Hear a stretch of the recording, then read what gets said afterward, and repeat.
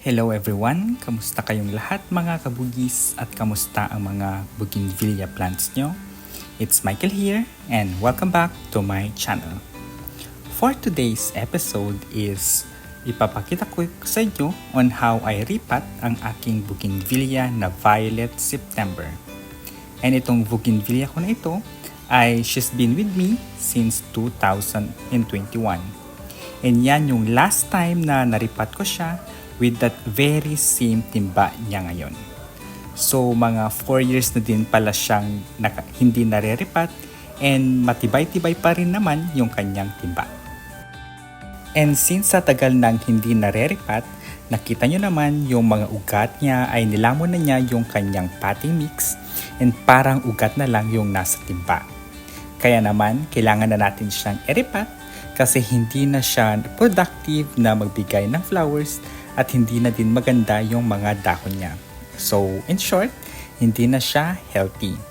Kaya naman tara, samahan niyo akong magripat ng Violet September na bougainvillea. Sa repotting ko guys, gagamit ako ng large size na white plastic pot na nabili ko sa naglalako lang dito sa amin. Ito yung mga naglilibot na mga nagtitinda ng mga plastic wares. And ito din yung binutasan ko in one of my videos. Watch nyo yun guys. Sa tagal nito, sa kanyang old pot, sobrang hirap na din niyang tanggalin at kailangan pang tapik-tapikin yung side ng timba. Yan yung isa sa mga technique para mas mabilis na matanggal yung mga bugis natin sa kanyang old pot. So ayun na nga, and kita nyo naman ang mga ugat niya. Hindi na lupa ang laman ng timba, kundi mga ugat na. Tapos yung ibang mga ugat ay malalaki na din at pwede nang gawing rootstock pang graft. Ito na rin siguro ang dahilan kung bakit hindi na nakaka-absorb ng nutrients coming from the fertilizers na nilalagay ko kasi sobrang hindi na nakakahinga yung mga ugat sa sobrang dami. At buti na lang talaga naisipan kong iripat na ito dahil dyan pag-uusapan na din natin kung kailan ba pwedeng ireripat ang ating bougainvillea at ano ba yung benefits ng regular na repotting. Pero bago natin pag-usapan yan, yung potting mix na gagamitin ko pala ay same lang din sa potting mix ko sa propagation ng mga cuttings at sa repotting ng small to large bougainvillea. And yung mga materials na yon ay sina carbonized rice hull, ipa ng palay, coco peat at garden soil. And if meron kayong river sand, the better para mas mabilis mag-drain yung water. So, una na muna nating pag-uusapan kung kailan pwedeng iripat ang bougainvillea. And ang tanong, kailan nga ba pwedeng iripat ang bougainvillea? And the answer is, yung mga bougainvillea natin na nasa mga paso, better repot them every 2 years. And this way, mapapalitan natin yung old yung mga potting mix to more fresher one. Siyempre, yung mga old potting mix ay nawawala din ng mga nutrients kaya tayo ay naglalagay ng fertilizer, though kailangan din ng plants ng mas mataba at fresher na soil. And aside sa pwede nating mapalitan ng bagong potting mix, pwede din nating mapalitan yung old paso sa mas malaking paso. And this is important if yung mga bougainvillea natin ay hindi na nakakahinga yung mga roots dahil sa old na paso nila. And dahil na rin sa sobrang dami ng mga roots niya, yung kumpul-kumpul na. Though yung iba naman ang ginagawa ay binabawasan yung mga ugat or pinuputulan yung mga old roots.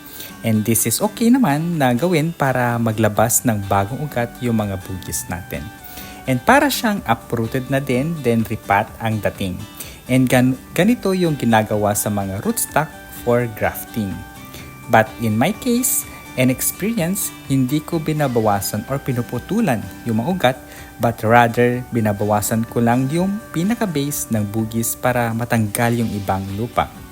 At para gisingin yung mga old roots niya para mas mabilis silang maka-adapt at maka-recover sa new pot and potting mix nila.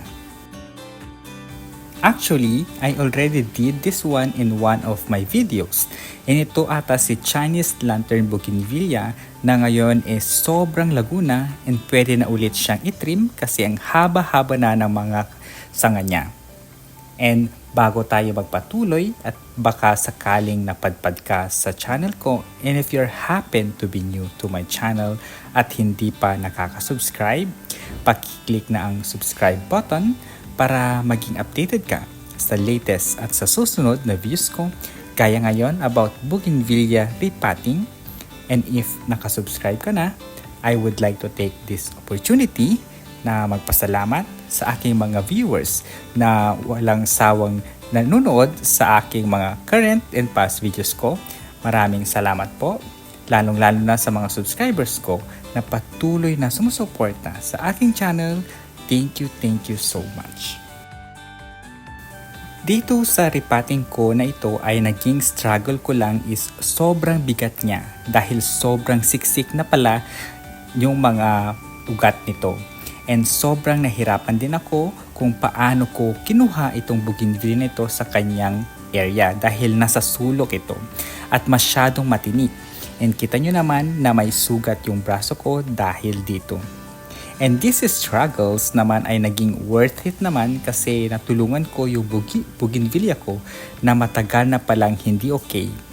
Yes, naglalabas siya ng flowers pero matamlay pa rin siya. And dumako naman tayo sa benefits ng repotting ng mga bougainvillea na matagal nang hindi nare-repot. Una na dyan, mapapansin nyo ang bougainvillea pag hindi nare-repot ng matagal na panahon. Tulad na lamang nitong Violet September ko, hindi na siya nagproduce ng bagong sanga na dapat paglalabasan ng mga bagong bulaklak. So yung mga dating sanga niya, doon na lamang namumulaklak and by repotting it, it will help the plant na makahinga yung roots niya and para magkaroon ng energy na magpalabas ng mga bagong sanga for future flowers. And since mas makakahinga na yung mga roots, mas mabilis yung absorption ng mga nutrients galing sa fertilizers na nilalagay natin. And mas magiging healthy na yung mga bougainvillea natin. And speaking of fertilizer, sa repotting ko, naglagay pala ako ng Urea 46 which is high in nitrogen content na mabisa para sa mas mabilis na paglago at paglash at pagpapalabas ng mga bagong mga sanga. And effective guys ang Urea 46 sa bougainvillea right after trimming and pruning. And syempre, right after maglagay ng fertilizer, huwag nating kakalimutan na diligan ang mga ito. This is an important activity sa fertilizer dahil as we all know, yung mga synthetic fertilizer ay mainit, which means pwedeng makasama sa mga plants natin dahil pwedeng masunog yung pinakapuno nito. Yes, fertilizer is good sa health ng plants, but they can also be dangerous if mali yung pagkaka-apply. But if you are using organic fertilizer naman, mas okay yon kasi safe naman. And dito sa video na ito, about my repotting ng bougainvillea na Violet September, hindi lang repotting ang gagawin natin kasi ititrim ko na din siya para mas gumanda pa siya lalo at mas maglabas pa siya ng mga bagong mga sanga. And the very reason is that para mas maglabas siya ng mas maraming bulaklak. And the last time na nakita kong nagkaroon ng maraming bulaklak ito ay noong 2023 pa. This blooming season, hindi siya ganun nagpakitang kilas and late ko na din siya napansin, gawa nga na nasa sulok ito. But of course, hindi pa naman huli ang lahat kasi may time pa dahil mainit pa naman ang panahon ngayon. Which is good para sa blooming niya and okay na din before sa nalalapit na tag-ulan. Kasi some areas sa Pilipinas ay nakakaranas na ng tag-ulan kahit na summer season pa. Kaya naman if meron kayong bougainvillea dyan na matamlay na at matagal nang hindi nare-repot, ito ay mainam na ilipat na sa new pot and new soil para bumalik yung ganda nito.